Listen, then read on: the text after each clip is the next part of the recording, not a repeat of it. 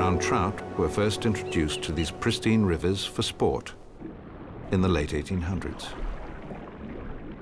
With little competition and few predators, they grew to enormous proportions. Today, New Zealand's trout can reach lengths of almost 1 meter and weigh up to 5 kilos. These prize fish have monstrous appetites and surprisingly bloodthirsty tastes.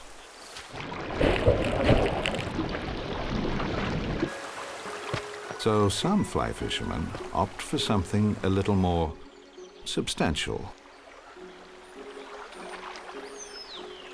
Here, the insect imitations have been replaced with fluffy imitation mice.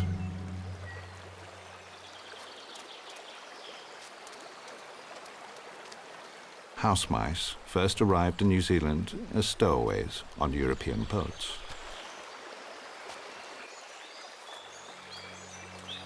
This youngster is looking for his next meal. But first, he'll have to run a gauntlet.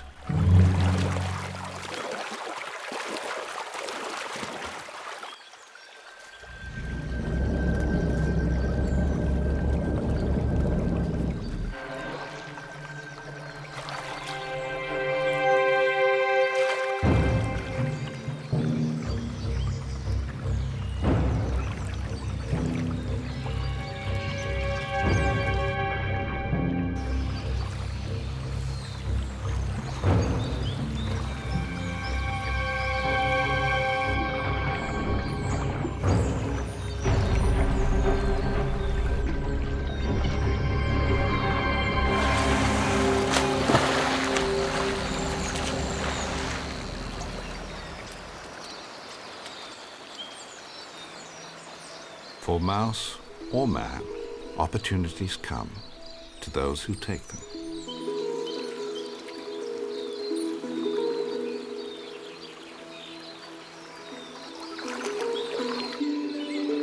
New Zealand is a modern paradise for newcomers from around the world.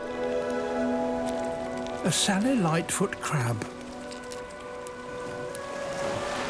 One of thousands of shore crabs just waiting for their moment. Every day they gather on the tropical shores of Brazil, waiting for the tide to go out.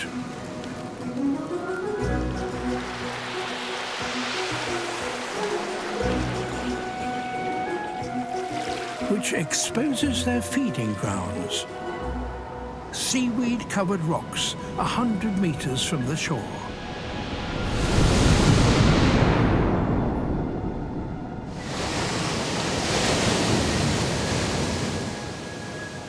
Getting there is a race against the tide.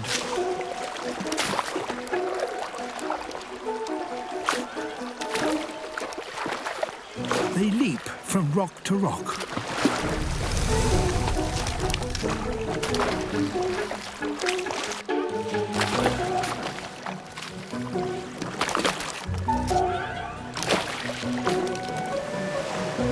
These crabs seem to be afraid of the water.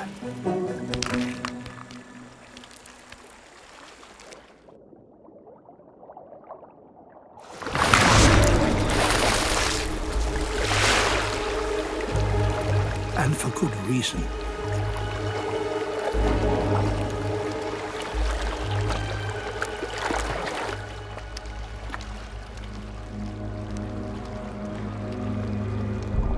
The moray eel. The chain moray is a specialist crab hunter.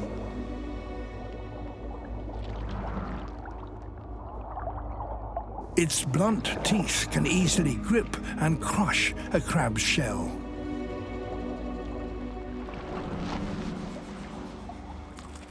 It's the crab's deadliest enemy.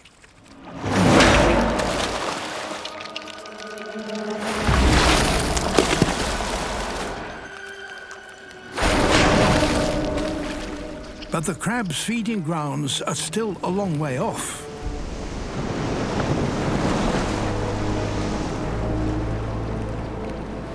They must press on.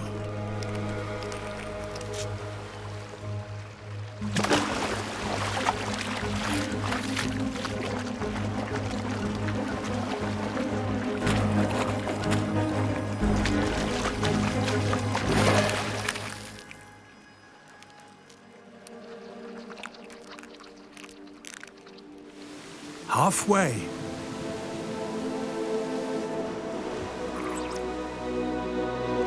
But their enemy has other ideas.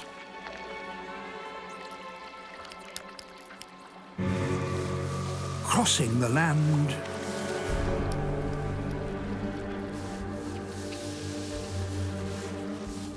To reset the ambush. To feed, the crabs must keep going.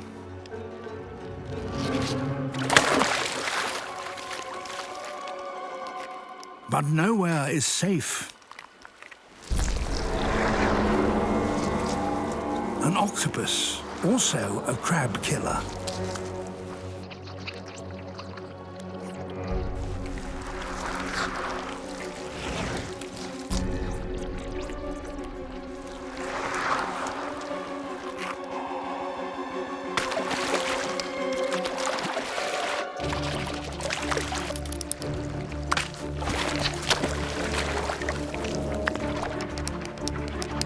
The crabs make a dash for it.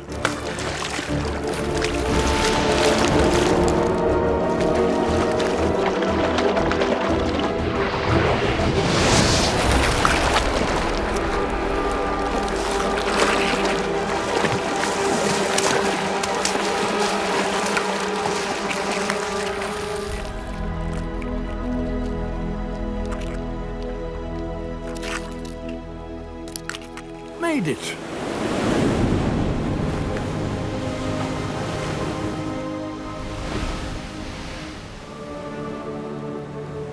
Risking life and limb to graze on these seaweed pastures.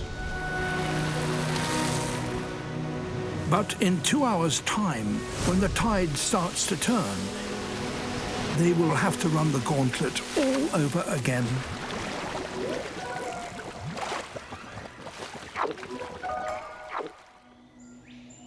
Back in the Australian rainforest, this weaver ant fortress sits at the heart of a rich territory.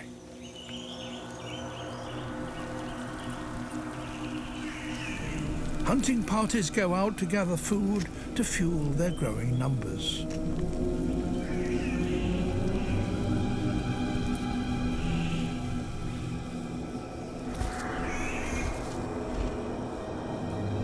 Some canopy caterpillars are not killed, but farmed by the ants. They exude a sugary secretion that the ants collect.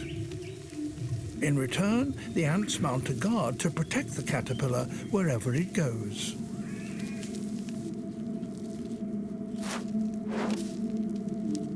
But a successful colony inevitably attracts enemies.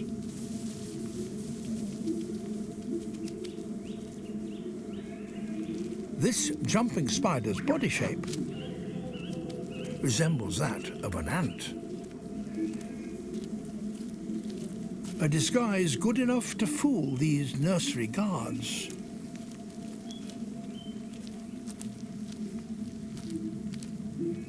It's after one of the colony's most valuable assets, the grubs.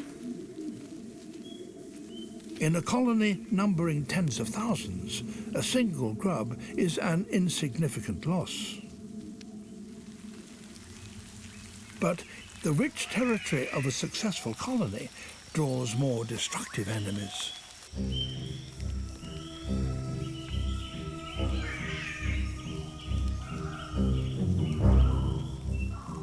Raiders from a neighbouring weaver ant colony looking to expand their own empire.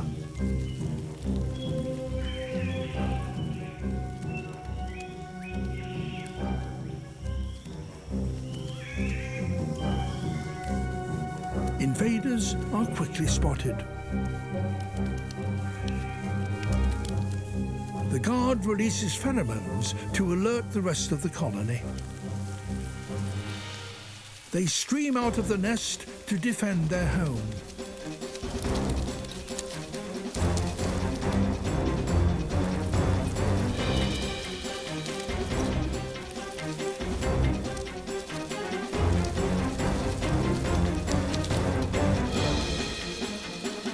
If the home defenses fail, the colony will be wiped out.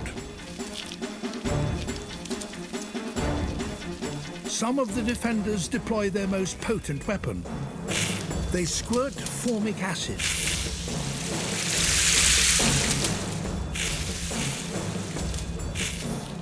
The stinging liquid halts the invaders in their tracks. And now the home guard can go on the offensive.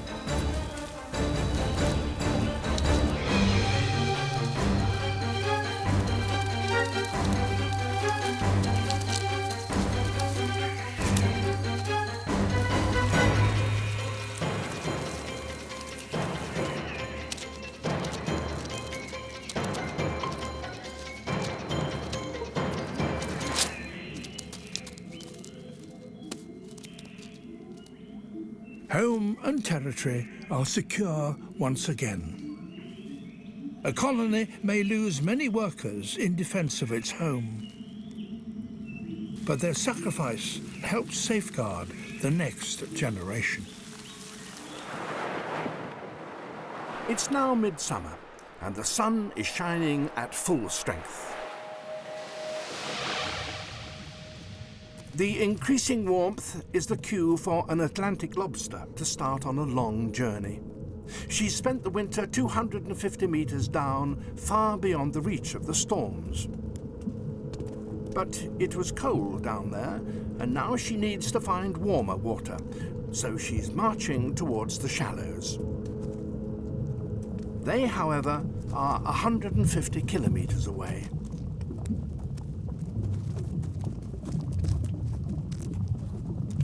After a month of walking, she finally arrives at her favorite sandbank. But she's not the first here. Dozens of other lobsters have already dug themselves homes in the sand, and they don't intend to surrender them to newcomers.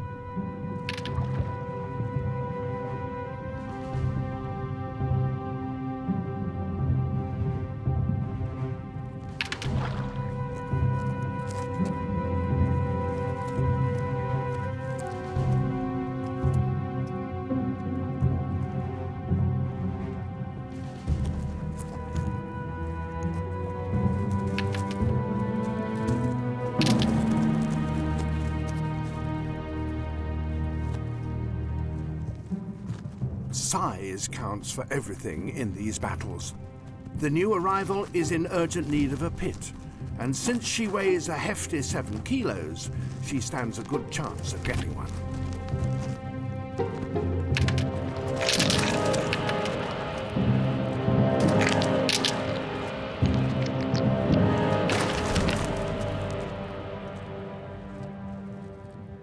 She's won.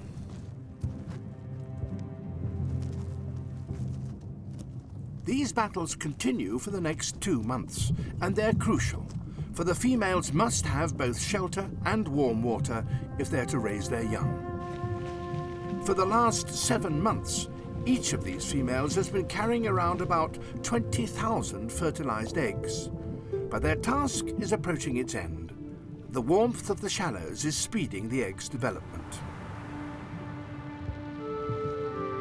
2 more months, and the eggs are ready to hatch.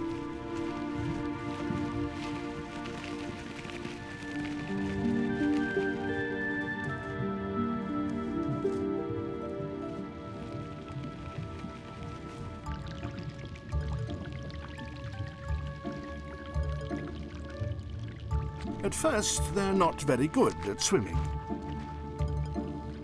But within a few minutes, the babies are able to set off in a purposeful way.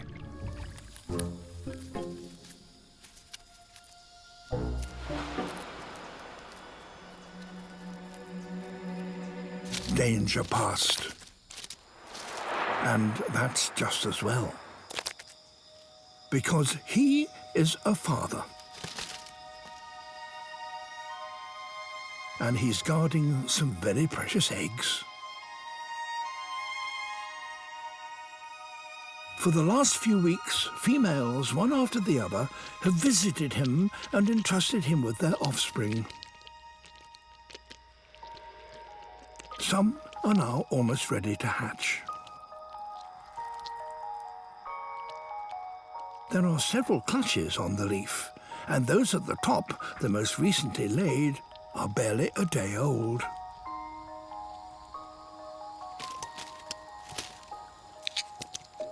But in the jungle, there's always someone out to get you.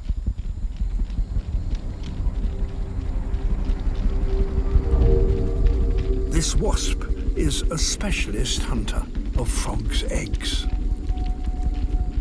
It's noticed the wriggling tadpoles at the bottom of the leaf.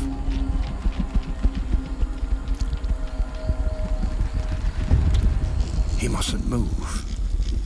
The youngest eggs are the most vulnerable, and he can't guard them all.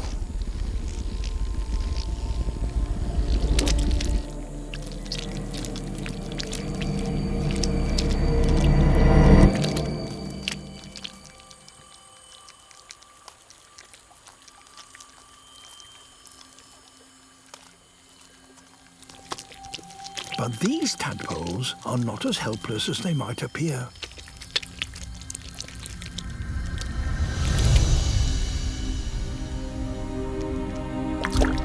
Incredibly, the unhatched tadpoles can sense danger, and the oldest and strongest wriggle free and drop into the stream below.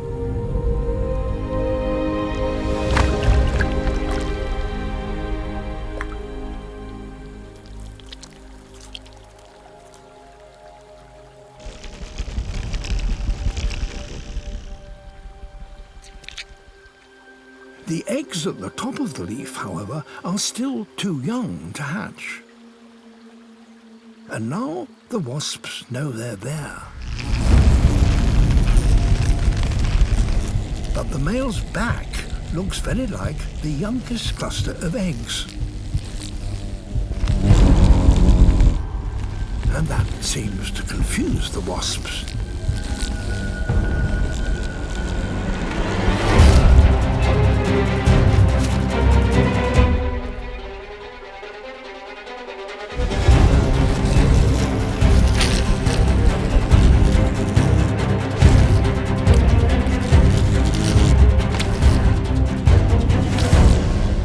Using his own body as a decoy is a huge risk. The wasp's stings could kill him.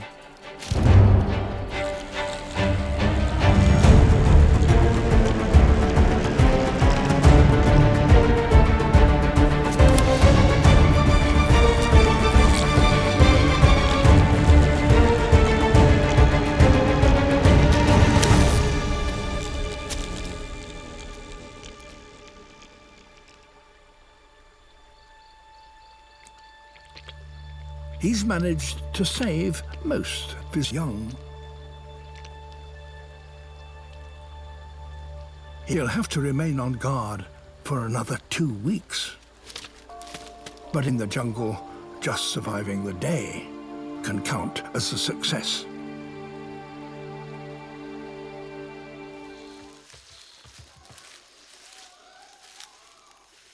This is one of them. From the purposeful way in which he's walking, it's clear that the search for prey has started.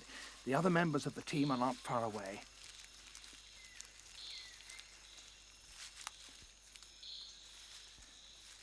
They've been steadily following the monkeys for about 20 minutes, looking for an opportunity.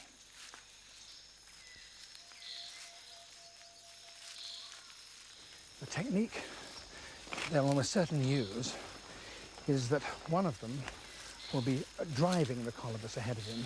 Then there will be others that go up on either side who are the blockers, who won't make any attempt to catch the monkeys. And then there are chasers who go and grab at the monkey if they can. And finally, there's one male who will go up ahead and ambush it, so bringing the whole trap close. The monkeys are now getting alarmed. A driver's going up to prevent the group from settling and to drive them towards an area where they're more easily trapped.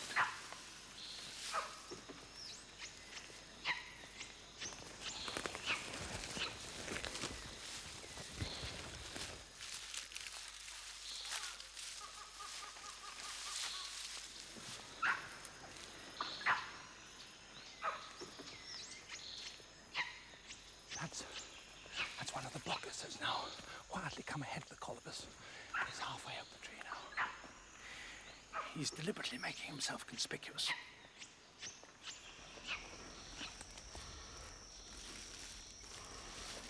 Now it looks as though they're all in position.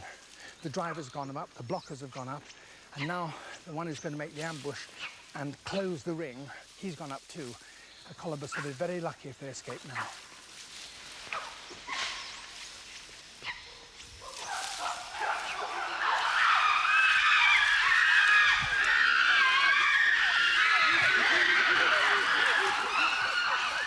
They've got one.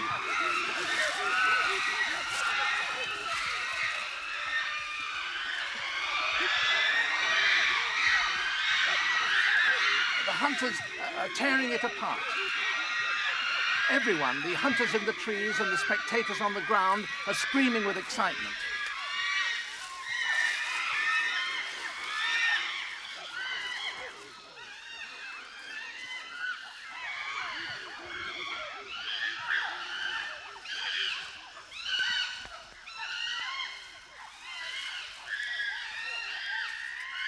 And now the kill is brought down so that the females and others can share it.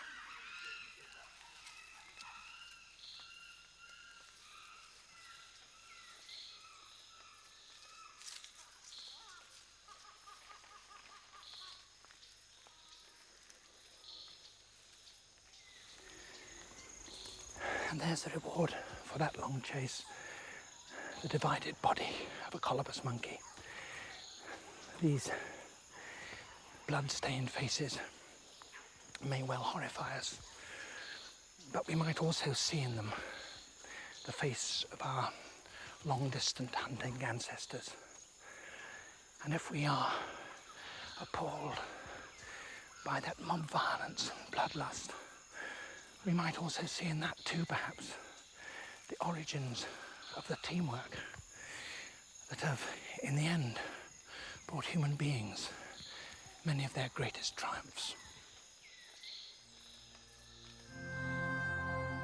In only a few months' time, the water here will cease to flow. 8,000 square kilometers of swamp will dry and disappear. And all the hippos of the Okavango will face real hardship.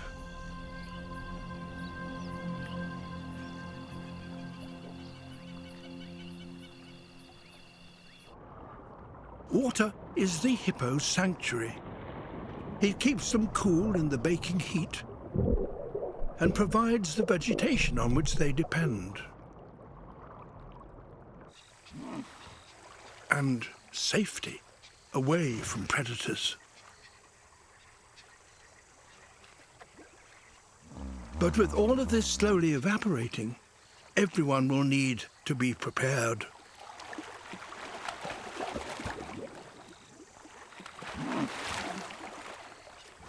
The calf is now several weeks old and has built up his strength. It's time for him to meet the family.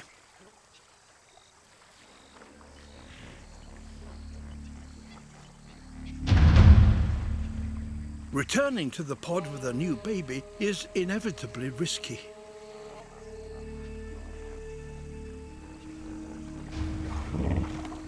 A mother has to re-establish that she's a member of the pod. And in the excitement, a clumsy adult could crush her calf.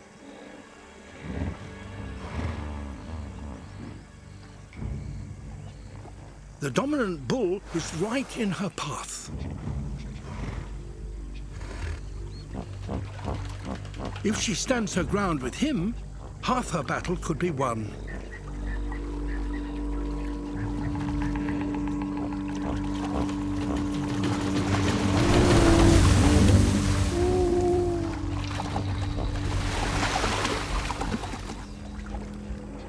But the real problem comes from an unexpected place. Her previous calf is showing an unhealthy interest. She's battle-scarred and appears to have a quarrelsome nature.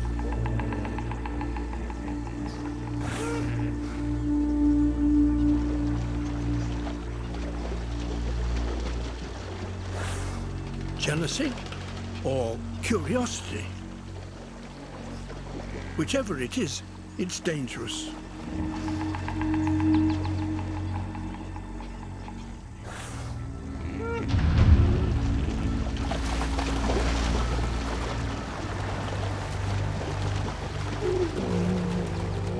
Her calf is far too young to be pushed around like this. He's frightened and stays close to his mother.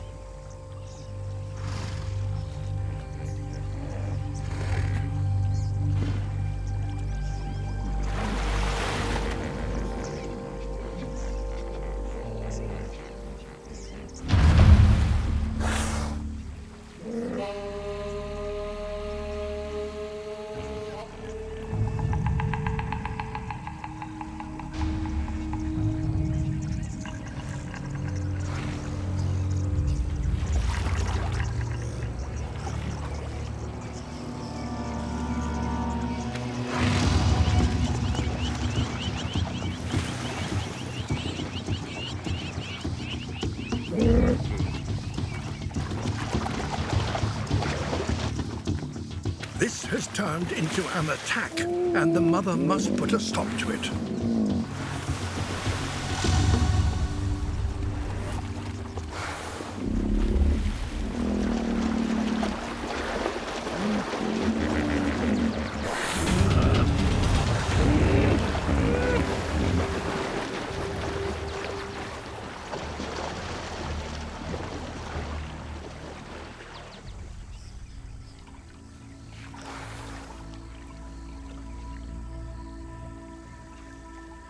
The pair remain on the periphery of the pod. But the rest of the family can still hear them.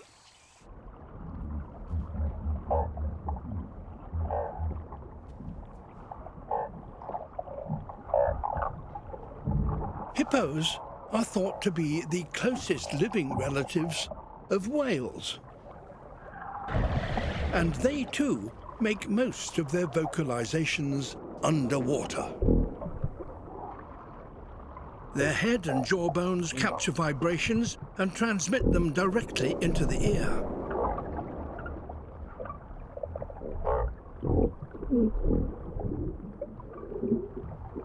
Vibrations become sound. And in these quiet waters, these can carry up to a mile.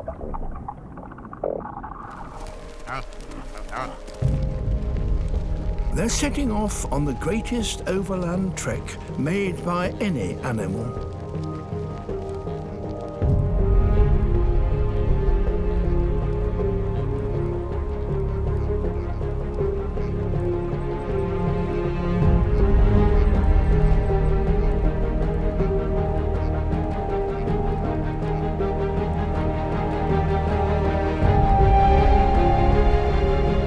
But wherever grass-eaters travel, predators lie in wait.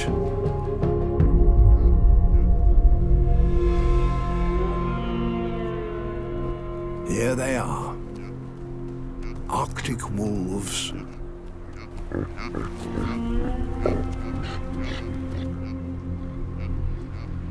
They must seize their chance while the caribou pass through their territory.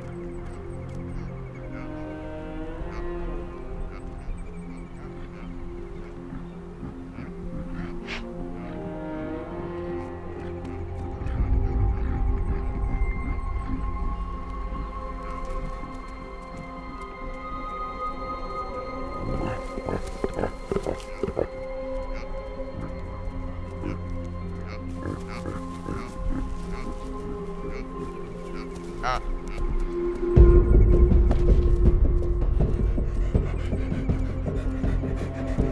wolf runs at the herd, trying to flash out the weak or the slow.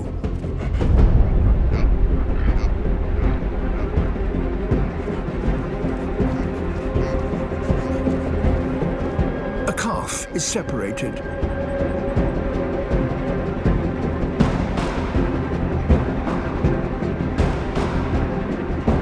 At full tilt, 60 kilometers an hour, the wolf is just faster.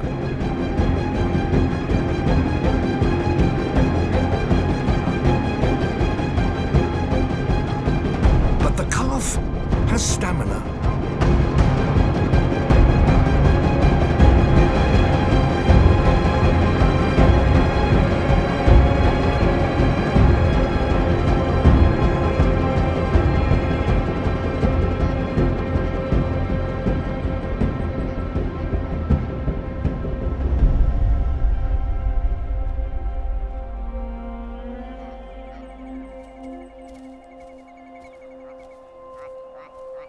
Only a few weeks old, and this calf's will to survive is remarkable.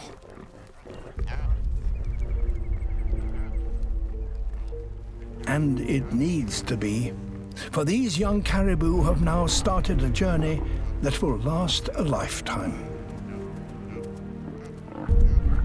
Forever chasing the seasonal growth of the grass on which they depend.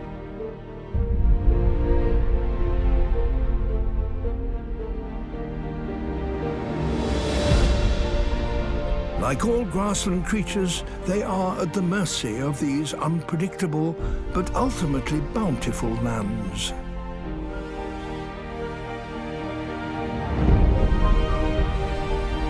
Grass can survive some of the harshest conditions on Earth: flood, fire and frost, and still flourish.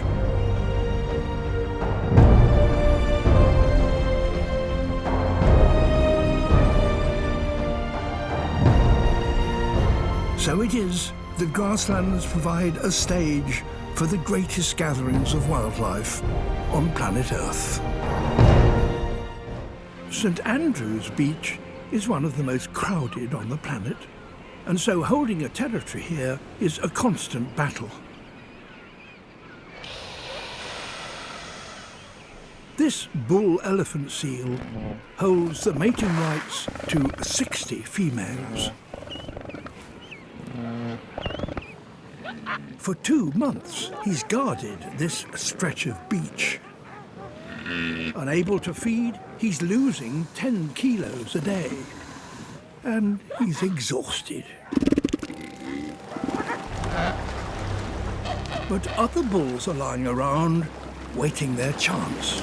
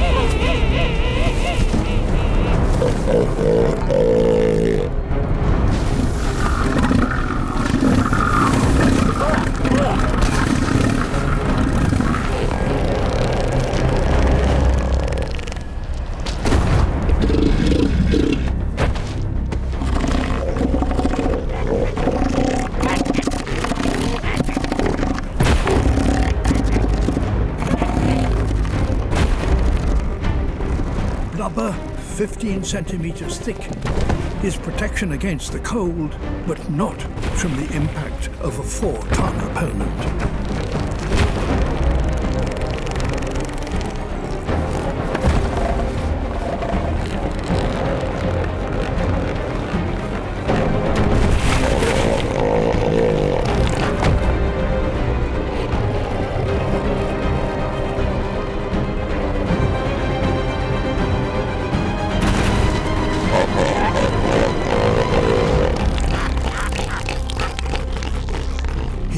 his ground and forces the intruder back out to sea.